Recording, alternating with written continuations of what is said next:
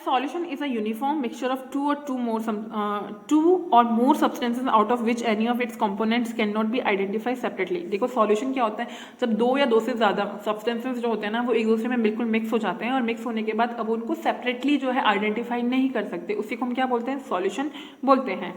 The property of substance to get thoroughly dissolve when added to another substance is called a solubility.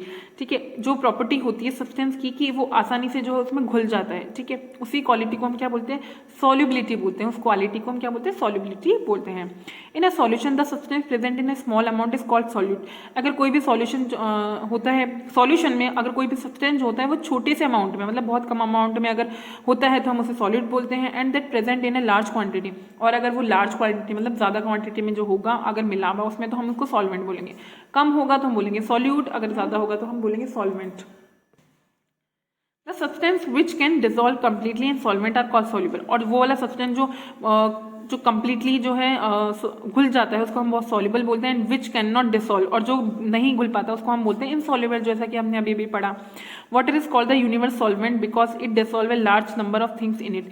Water को हम क्या बोलते हैं, universe solvent बोलते हैं, क्योंकि इसमें बहुत सारी चीज़ें जो हैं वो घुल जाती हैं. ठीक है, उसके बाद हम बात करते हैं solubility of liquids in water. जो लिक्विड्स होते हैं वो वाटर में कौन कौन से घुल पाते हैं. Some liquids many may also भी सॉल्युबल इन वाटर. कुछ लिक्विड जो होते हैं वो भी वाटर में सॉल्युबल होते हैं, वाई सम मे नॉट, और जहाँ कुछ नहीं होते. Those liquids which mix thoroughly with water are called miscible liquids. जो लिक्विड्स जो है वाटर में घुल जाते हैं हम उनको क्या बोलते हैं, मिसिएबल लिक्विड्स बोलते हैं. जैसे दूध होता है, सबसे बड़ी बात, विनेगर होता है, ऐसे बहुत सारे लिक्विड्स होते हैं. And those which do not are called immiscible, और जो घुल नहीं पाते उनको इमिसिएबल लिक्विड्स बोलते हैं. Such as oil. ऑयल अगर आप ऑयल जो पानी में घोलोगे तो उसकी एक अलग से ही लेयर बन जाएगी. अब अगर किसी भी ग्लास में घोल के देखोगे तो ठीक है, कैरोसिन भी नहीं घुलता है, पेट्रोल भी नहीं घुलता है. These liquids from A separate layer over the water surface. जैसा अभी मैंने बताया कि इनकी एक अलग ही लेयर बन जाएगी पानी के जो ऊपर सरफेस होगा उस पर. ठीक है, उसकी हम बात करते हैं solubility of gases in water. जो गैस है वो वाटर में किस तरह से घुल पाती है. Most of the gases are insoluble in water. बहुत सारी जो मोस्टली जो गैसेस होती हैं वो पानी में नहीं घुल पाती हैं. But some gases are slightly soluble in water. लेकिन कुछ जो गैसेस होती है वो उनका थोड़ा हिस्सा जो है पानी में सॉल्युबल होता है. एग्जाम्पल के लिए hydrogen, nitrogen and carbon monoxide. Hydrogen होती है, नाइट्रोजन होती है, कार्बन मोनोऑक्साइड होती है, आर इनसॉल्युबल इन वाटर. ये क्या होती है, इनसॉल्युबल होती है वाटर में. But oxygen and carbon dioxide slightly soluble. लेकिन ऑक्सीजन और कार्बन डाइऑक्साइड जो होती है वो पानी में मतलब उनका कुछ हिस्सा जो है सॉल्युबल होता है. That makes aquatic life survive. उसी से क्या होते हैं, हमारी लाइफ जो है वो हम सर्वाइव हो पाती है, मतलब हम जी पाते हैं. With the help of the oxygen dissolve in water aquatic animals can breathe. और क्योंकि हम अगर ये बात बोले क्योंकि ऑक्सीजन जो होती है वो वाटर में सॉल्युबल होती है, तभी हम कह सकते हैं कि जो वाटर में जितने भी एनिमल्स रहते हैं वो उस ऑक्सीजन की बेसिस पे जो थोड़ी बहुत ऑक्सीजन जो उसमें घुलती है ना वहाँ तक पहुँच पाती है, तभी उन पानी में रहने वाले जो एनिमल्स होते हैं उन तक पहुँच पाती है, तभी वो जिंदा रह पाते हैं. अगर वो उसमें नहीं घुलेंगे, ऑक्सीजन जो है वाटर में बिल्कुल भी नहीं घुलेगा तो उन तक ऑक्सीजन जो है वो नहीं पहुँच पाएगी और वो ब्रीथ नहीं कर पाएंगे और वो जिंदा नहीं रह पाएंगे.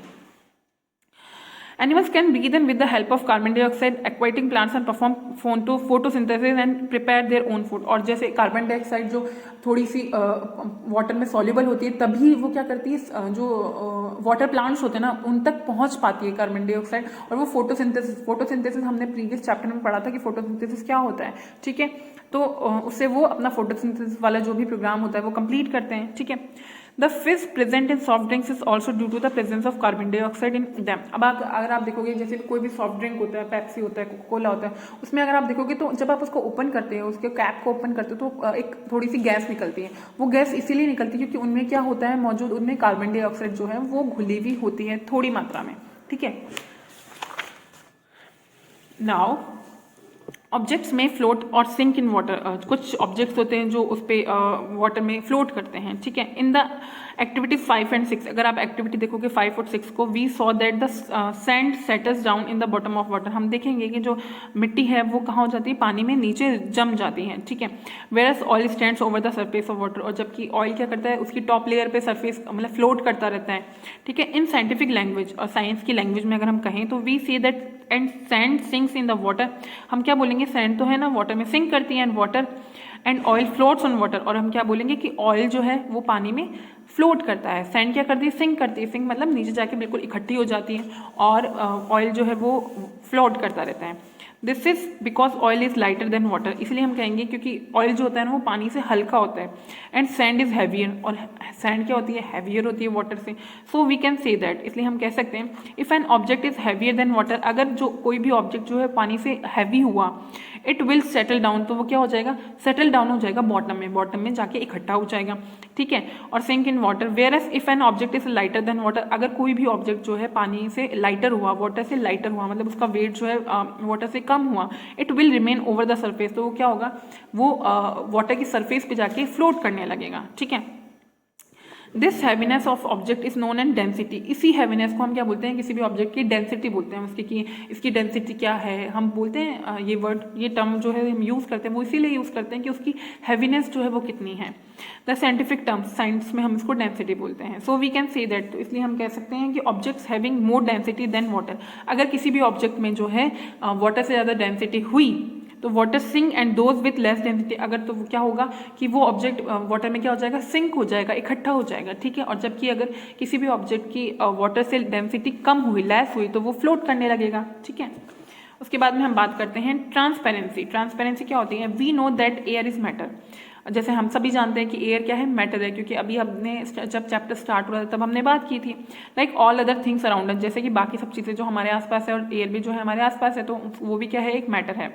If we cover ourself with a bedsheet, अगर हम खुद को एक बेडशीट से कवर कर लें, can we see anything around us, तो हम उसके आर पार देख सकते हैं, कोई भी अगर हम ब्लैंकेट ओढ़ते हैं, ठीक है, तो हम उसके आर पार देख सकते हैं, ठीक है, नो, नहीं देख सकते। But air is covering us all the time and still we can see everything present around us, why, लेकिन जो है एयर हमारे आसपास चारों तरफ हमेशा 24 आवर्स जो है रहती हैं, ठीक है, हमको कवर किए हुए, फिर भी हम सारी जो ऑब्जेक्ट्स है हमारे आसपास उसको देख पाते हैं। ऐसा क्यों होता है, दिस इज बिकॉज, ऐसा इसलिए होता है, air allows us to see through it while a bedsheet does not, हमें एयर जो है अलाउ करती है कि हम एयर क्या होती है, ट्रांसपेरेंट होती है, वो हमें अलाउ करती है कि हम उसके आर पार जो है देख पाएँ, ठीक है, जबकि बेडशीट हमें अलाउ नहीं करती है। This is so because air allows light to pass through it completely, whereas the bedsheet restricts it, क्योंकि एयर क्या करती है, अलाउ करती है उसके जो है उसके पास थ्रू हो सके आराम से, ठीक है, जबकि बेडशीट जो है वो हमें अलाउ नहीं करती। So air is said to be transparent, इसलिए हम कह सकते हैं कि एयर क्या होती है, ट्रांसपेरेंट होती है, ठीक है।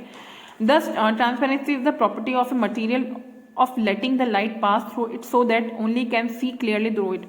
तो ट्रांसपेरेंसी होती क्या है कि कोई भी जो सब्सटेंस होता है ना, उसकी प्रॉपर्टी में ही होता है कि वो अलाउ करता है कि लाइट जो है, कोई भी लाइट जो उसके आर पार हो जाए, मतलब एक जगह से दूसरी जगह उसके बीच में से होते हुए निकल जाए, तो वो क्या करती है, अलाउ, हम उसके आर पार जो है अच्छी तरह देख पाए, हम उसे क्या बोलते हैं, ट्रांसपेरेंसी बोलते हैं। Now try to look through various material, so हम अब शुरू देखते हैं कि अलग अलग मटीरियल जो है हमें ये अलाउंस देते हैं या नहीं।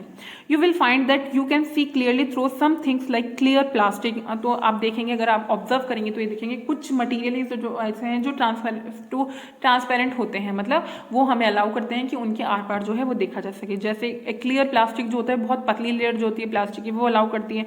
ग्लास विंडो पेन, जो ग्लास होता है हमारी विंडो पेन मतलब जो हमारी खिड़कियों में जो ग्लास लगता है वो। अ ग्लास टम्बलर, ठीक है, while we cannot see at all through many of them, for example a wooden board, और बहुत सारे ऐसे जो है सब्सटेंसेज हैं, बहुत सारे ऐसे ऑब्जेक्ट्स हैं जो जिनके आर पार जो है हम नहीं देख सकते, जैसे वुडन बोर्ड होता है, एक वुड का बोर्ड होता है, या फिर टम्बलर, स्टील टम्बलर होता है, या वॉल होती है, या टेबल होती है, चेयर होती है, बहुत सारी चीज़ें, ठीक है।